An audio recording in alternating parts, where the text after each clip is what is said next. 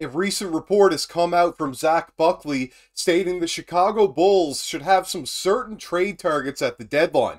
This report talks about all 30 teams, but the Chicago Bulls looks from Zach Buckley of Bleacher Report were certainly a different one than I would have imagined initially. This is your host, Joey Mercer. This is another episode of Bulls Digest, and before we get into it there today, I just want to say that about 85% of you that watch these videos are not subscribed, so if you aren't already subscribed to the channel, make sure to go down below, hit the subscribe button, turn on that bell for notifications, and every single time we upload, you will be notified so you can stay up to date with your Chicago Bulls and our takes on them. So this article, like I said, is from about 4 days ago, but I promised yesterday that we would catch up with the trade targets as we talked yesterday about players that the Bulls shouldn't be targeting. So without further ado, let's get into the topic at hand there today, and it is Bulls updated trade targets. So this one initially I wasn't going to cover when it came out a few days ago, which is why it is coming out a little bit later. But after talking about the players the Bulls shouldn't target that just came out yesterday, this one really seems to be a great follow-up that should shine some light on what the Bulls should be going after at the February 8th trade deadline. The title of this article, of course, was Every NBA Team's Top 3 Trade Deadline Targets, and was by Zach Buckley of Bleacher Report. Bleacher Report is kind of hit or miss on what they talk about, so that's why I like to give my own opinion on what articles they come out with, because it really is dependent on what they talk about and who is doing the article of Bleacher Report as well. I won't go out as far to say as who I agree with and who I don't, because it is really article based, and then you really have to, with a fine-tooth comb, almost go through it and see exactly your own opinion formulated yourself.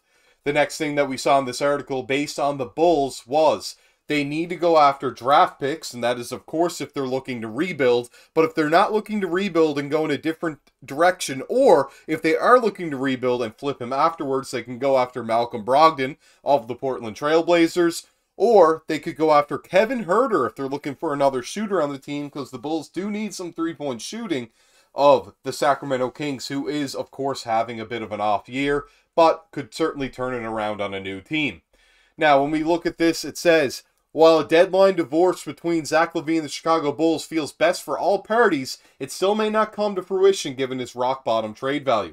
Matt Moore of Action Network noted the 28-year-old still has no takers and is regarded as a distressed asset on account of his play style, injury history, and contract.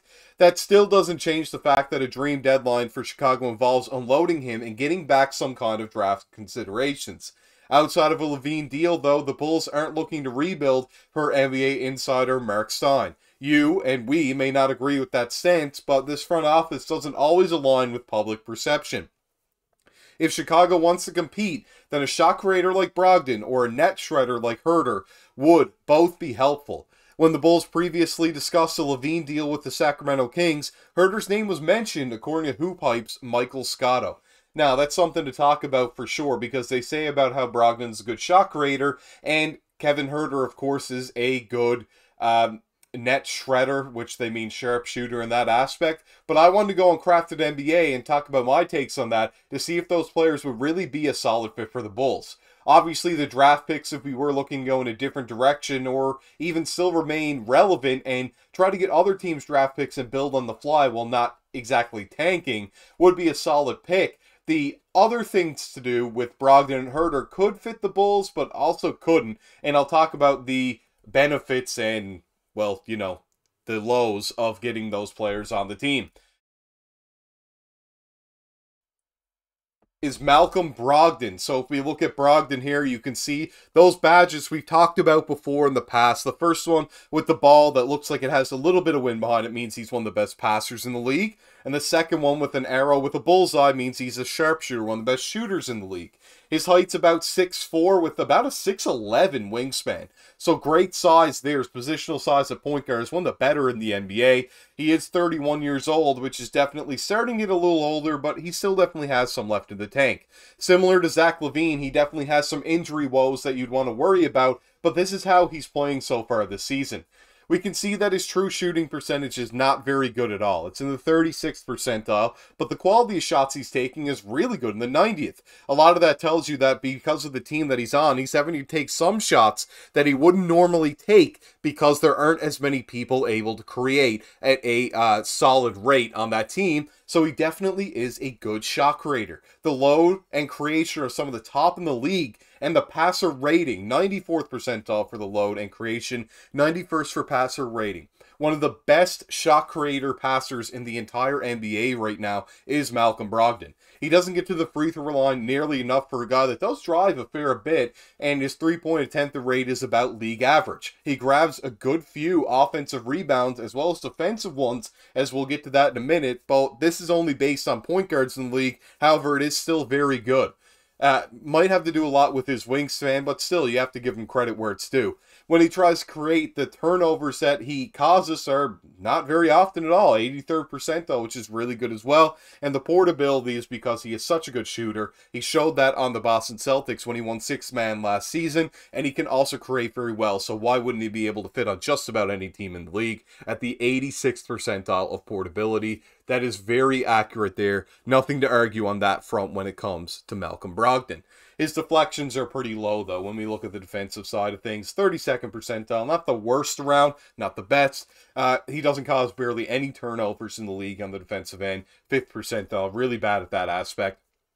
But his rebounding is really good. His versatility to play within a team system is really good on defense. And he doesn't foul very often at all, so at least you're getting that. He doesn't block many shots for a guy with a nearly 6'11 wingspan at the 14th percentile. And he only goes to the rim to contest those shots about league average, which is okay. He's not getting blocks. He's not causing as many turnovers, and his deflections are a bit lower. A guy with that sort of a wingspan you would expect a little bit more out of, but he doesn't give as much of the defensive end as you'd like. However, it's still a huge upgrade over Zach Lavine, and is even better than the two players we talked about yesterday, being DeJounte Murray and D'Angelo Russell. I did break down how DeJounte's having a very poor year, as he has with the Hawks since joining them on the defensive end, but it could definitely be the team system with him there. However, I think Brogdon just isn't quite a great defender. Is poor, but isn't exactly the worst around. There are much worse than him in the league, and he is on Portland right now, still being able to be, I guess, relevant on the defensive side of things.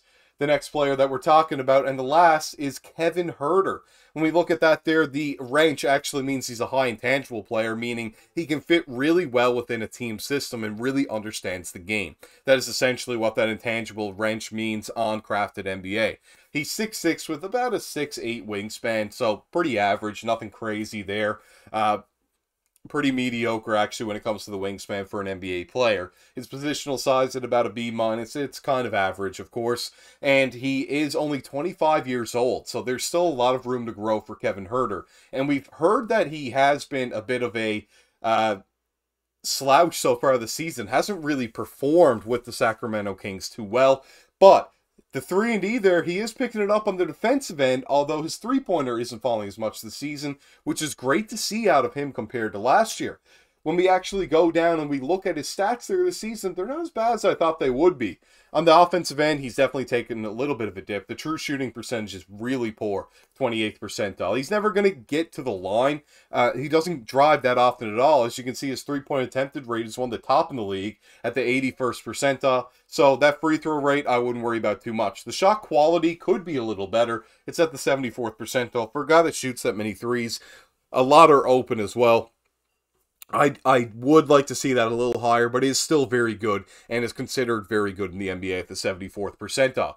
His creation turnovers are actually surprisingly really low. When he's trying to create and tries to dribble, he doesn't turn it over hardly at all, the 85th percentile. That's something to see there. It shows me some flashes, and I've seen him compared to that in the past on the offensive side of Klay Thompson, and that's exactly what you want to see out of him. The load and the creation are pretty low, but still above league average at the 63rd and 62nd percentile respectively, and the portability should be higher for a guy that shoots and plays a bit of defense, but like I said, he's had a bit of a lower year, and 78th percentile is still very solid. His passer rating's higher than I thought it would be, but really shows that he can swing the ball in the proper offense at a 74th percentile, and overall the 80th percentile for his crafted offensive plus minus is very good. His deflections at the 60th percentile are pretty solid for a guy without a huge wingspan. He doesn't cause many defensive turnovers at the 25th percentile, and his rim defense is not great, but once again, not the biggest wingspan around, but the frequency of him going there is still pretty good at the 63rd percentile. It's just, you wouldn't expect him to get as many blocks, but the rim defense still should be better regardless of the wingspan. His defensive rebounds are actually really good. 78th percentile is a lot better than I thought it would ever be, and his versatility, of course, on defense is not very good. Might not be able to work as well in the team system as Brogdon, and he fouls a little bit too much as well. His overall defensive plus-minus is in the 55th percentile, and because of that rebounding, his ability to get deflections above league average and his rim frequency, with everything else able to kind of take a little bit of a step up and become league average, causes him to be a 3-and-D threat because he can still play defense, just not as consistently, and is a very good three-point attempter. Gets a lot of shots off from that range, and once the shots start falling, he is a really solid 3-and-D player in this league. Overall, when I look at it, the player I'd want to go after, of course, would be Herder because he is a little bit younger, without injury history, and in a different system, he could be very good for the Chicago Bulls. That'd be a player I'd want to target for sure, giving up Zach Lavine. Brogdon, I wouldn't want to give up Lavine at all. It would be a different player for sure. I'm not sure if I love that with the injury woes with him, but he could be a very solid fit, and if he can stay healthy, we can make a push in the playoffs if we get some other pieces around him, or he could probably be flipped for more value than Herder on a championship team because he kind of has that pedigree playing with the Bucks a few years ago, and then also playing with the when you look at the Boston Celtics story last season, he had a deep playoff push with them as well.